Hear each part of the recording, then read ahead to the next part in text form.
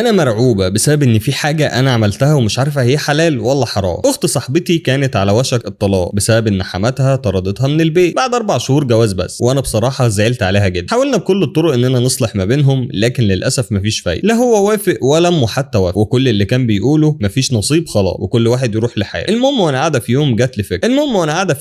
لي فكره وطلبت من صاحبتي انها تجيب لي صوره اختها هي وجوزها يوم فرح، وبعدها اخذنا الصوره وحطينا عليها قرد وجنبها بيضه وشعر وحطيناهم كلهم في كيس علشان يعني تبان كانها عمل او سحر، وبعد كده دفناهم في شويه تراب على سطح بيت وصورته بحيث يعني انهم يبانوا كانهم في مقبره، وقمت نشر الصوره دي على جروبات بلدنا كلها وكتبت اننا لقينا السحر ده مدفون جنب المقابر بحيث ان الخبر ينتشر ويوصل لاهله. واللي حصل بعد كده ان الجروبات كلها اتفاعلت مع الموضوع والناس كلها بدات تتكلم، وبعد نص ساعه بس لقينا عيله جوزها شافوا الصوره اتصلوا بيا وجولي لحد البيت، وحرفيا الدنيا كلها اتقلب. ولما سالوني لقيتها فين قلت لهم ان انا كنت بقرا الفاتحه على جد الله يرحمه وانا ماشيه رجليا اتكعبلت في حجر جنب جدار المقبره كده، وكنت هقع ويا دوب لسه بشيل الطوبه لقيت الكيس ده تحت، وساعتها بقى هو خاف وفكر ان في حد عامل له سحر علشان يفرق بينه وبين مراته. المهم انه في الاخر راح لحد بيتها ورجعها، وبعدها كمان اخدها وطلعوا يعملوا عمره مع بعض، ولما رجعوا بالسلامه طلعها من بيت امه خالص وكمان اجر لها شقه علشان تقعد فيها لوحدها، ومن يومها وهم بقوا زي السمنه على العسل ورجعوا احسن من الاول كمان. ودلوقتي بقى نيجي للسؤال اللي تعبني وشايله همه على طول، وهو اللي انا عملته ده يعتبر حلال ولا حرام؟